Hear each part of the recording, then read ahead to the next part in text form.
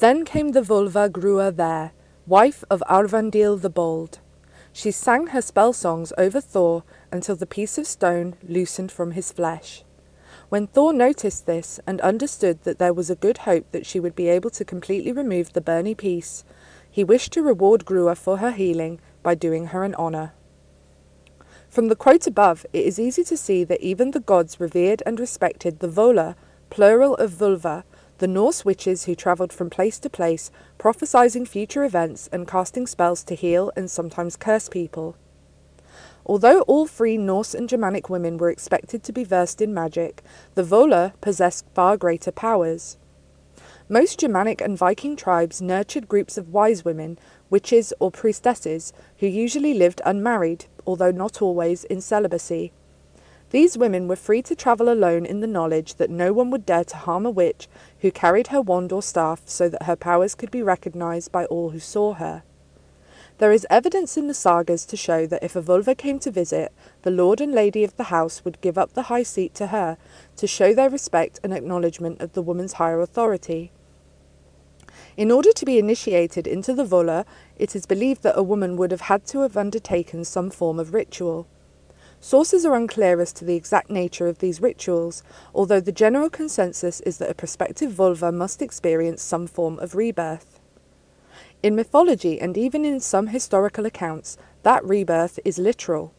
Tales of women being burned alive and emerging from the ashes as a born-again witch, simultaneously proving their powers and rewarding them with even more potent magic.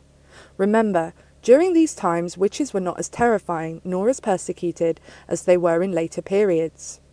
Prior to the Christianization of Europe, witches were respected and welcomed, not feared. Probably the most realistic depiction of a Völva initiation is in the old poem of Gudrun. Gudrun, the widow of Sigurd the Dragon Slayer, experiences a spontaneous initiation at the death and burial of her husband. The night appeared dark to me. Better if I was devoured by wolves or if my bones were burned like twigs of birch. In her grief, Gudrun curses her brothers, who killed Sigurd in greed and jealousy, and enters the wilderness. The young woman lives amongst the wolves for some time, before going to live with a group of other solitary women. While there, they weave picture tapestries which depict future battles. Gudrun had weaved a battle in which her brothers paid for their treachery, but in order to avert a civil war, the leader of the group offers Gudrun a magical drink. The drink was said to draw the powers of the earth, the strength of the cold sea, and the blood of the boar. The elixir, served in a horn engraved with runes, forced Gudrun to forgive and forget. This story is reminiscent of the three Norns, who sit in the roots of Yggdrasil weaving the fates of men. So we have learned that the Vola had to experience a symbolic form of rebirth, but what else did they have to experience? Well, for starters, it seems that the Vola lived very lonely, solitary lives. Most of their time was spent travelling, so there was unlikely to be much time to form lasting friendships or relationships. Not that this really mattered, as they weren't permitted to marry and rarely had, or at least rarely kept, children. Their lifestyle certainly wasn't suitable for raising children anyway.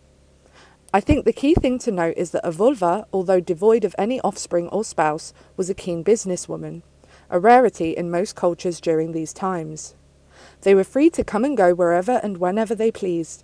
Most importantly, they were rewarded handsomely for their talents, and were treated to a warm welcome and at least a taste of an opulent lifestyle when they visited their clients, who were almost always in the higher echelons of society. So what sort of magic did a Völva practice? To be an efficient member of the Vola, women needed to be able to perform the following: Seder, or shamanism, reaching altered states of consciousness in order to perceive and interact with the spirit world. Spor, or sorcery, the use of rituals, symbols, actions, gestures and language with the aim of utilizing supernatural forces. Galdr, prophecy, predicting the future and being in contact with the divine, in this case the Norse gods. Once their talents started to wane and inaccuracies started to occur, they were pretty much finished. News travelled fast, even long before the advent of the postal service and social media. It seems that the legendary Vola finally disappeared in around the 10th century. The Roman Catholic Church had laws enacted against them, meaning that their work was either no longer required or the newly converted Christian rulers of Scandinavia and Europe would have had them captured and killed if they didn't keep a low profile.